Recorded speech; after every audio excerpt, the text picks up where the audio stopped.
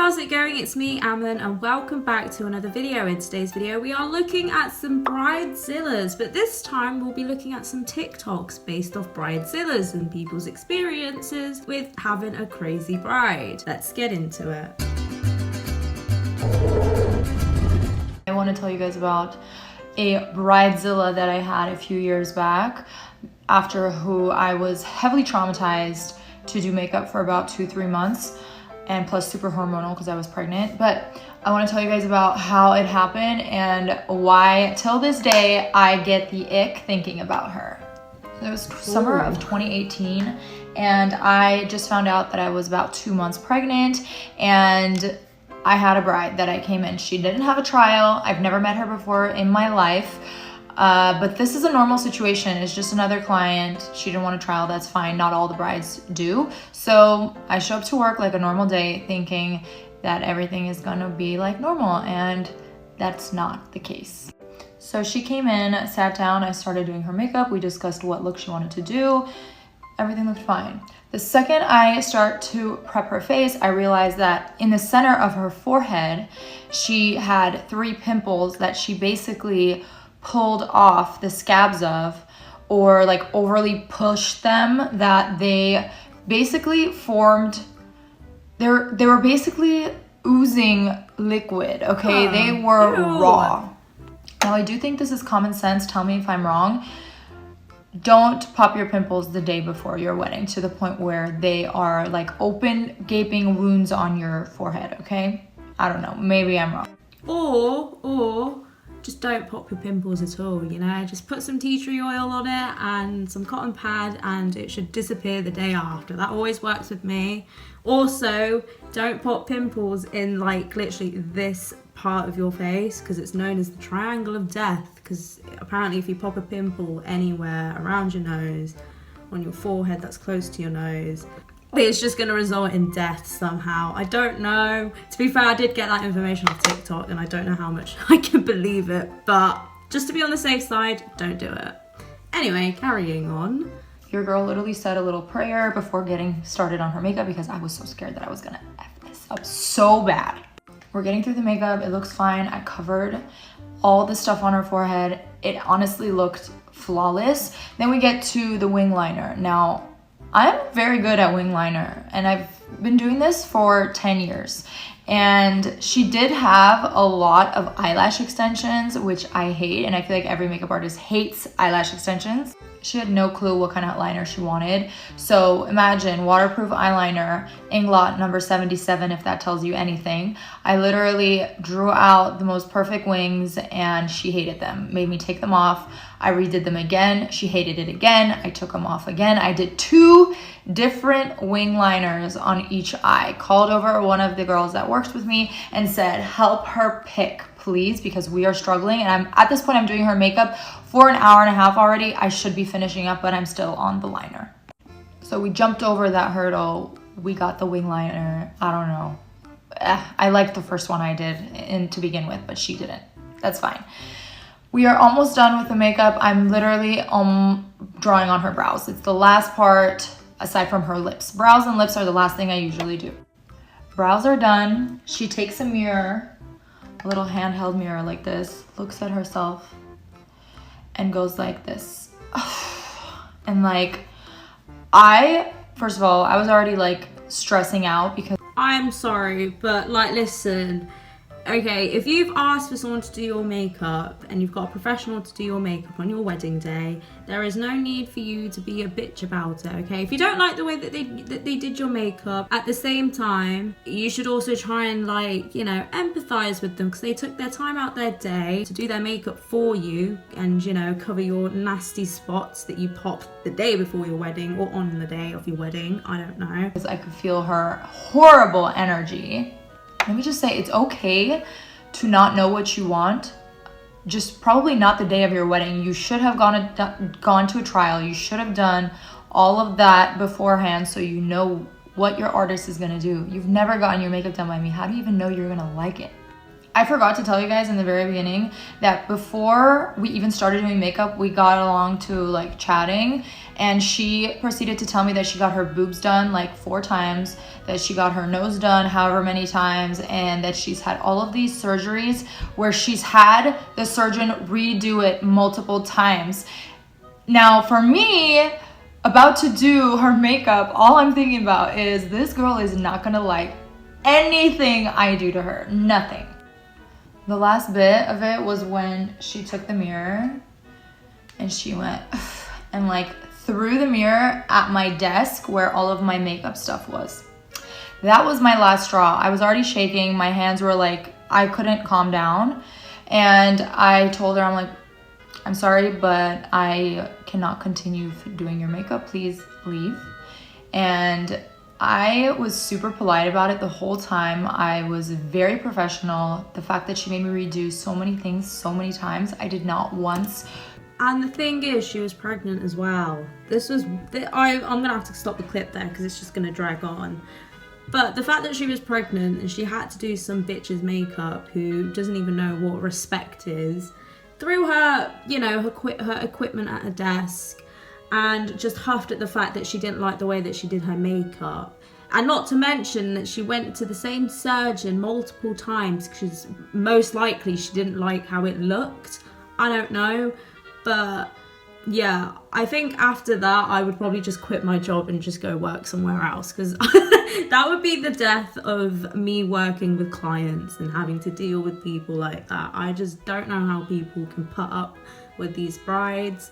I know it's only for like an hour or something, but still, disrespect. It's just not it. But I mean, each to their own. She put up with it pretty well. She stayed calm, or she at least tried to.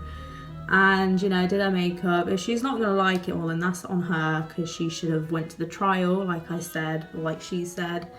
And yeah, all would have been forgiven if she actually did the right procedure.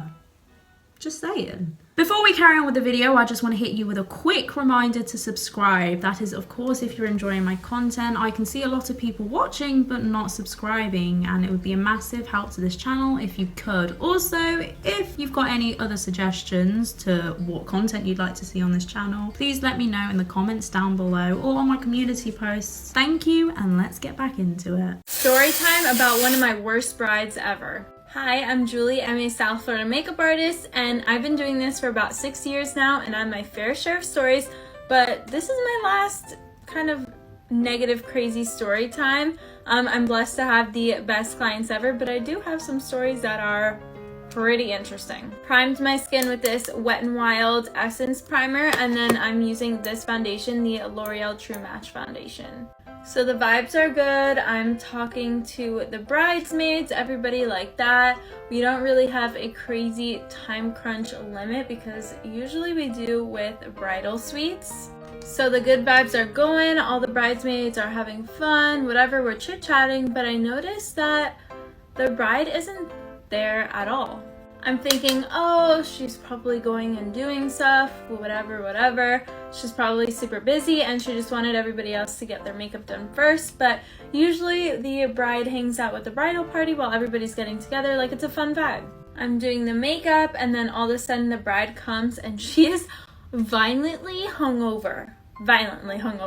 And I mean, hey, you go girl, you had fun the other night, last night, whatever it was, but she was miserable and being so mean to everybody. I felt so bad, but I was like, oh my god, she probably doesn't feel good. I totally get it. Been there, done that.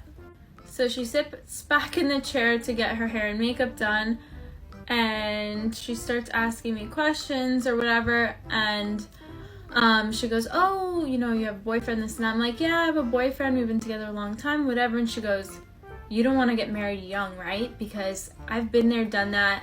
I got divorced young, and look at where I am now. I'm divorced, I'm 32, and I'm getting married again, and like, that's the last thing I wanted to do. I was like, can you repeat what you just said? This is the last thing you want to do? Like, you're saying that you're miserable here right now, basically? Like, you're telling me all these things about marriage that you don't like on your wedding day when you're supposed to be happy and stuff like that? Like, you're giving me advice. I just found that really weird. She was telling me how she just moved here a few years ago. She had just met him, and none of her family was going to be attending the wedding. She said that all her family lives in another country and that she moved here alone, and everybody that's there is part of his family, and yeah. So she keeps proceeding to tell me all of these things that she, like, mistakes that she's made. She's like, it stops your life, this and that, whatever.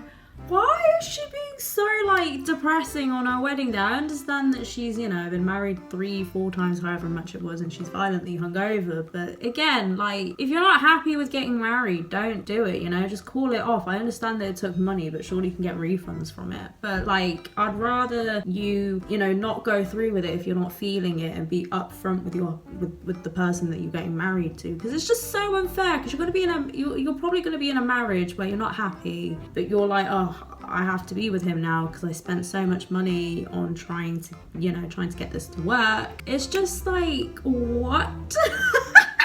Some of these brides have, like, no brain cells. If you don't feel like you don't want to get married, don't do it, okay? Just call it off, move on, you know, try and, like, talk it out with your partner, and just start wasting everyone's time, you know? Everyone else is around you having fun, and here you are just crying because, you know, you don't want to get divorced again or something. Starting to feel like she was probably the reason why they got divorced. That's so mean, I'm sorry, but she's putting a downer on a good day. We take it back to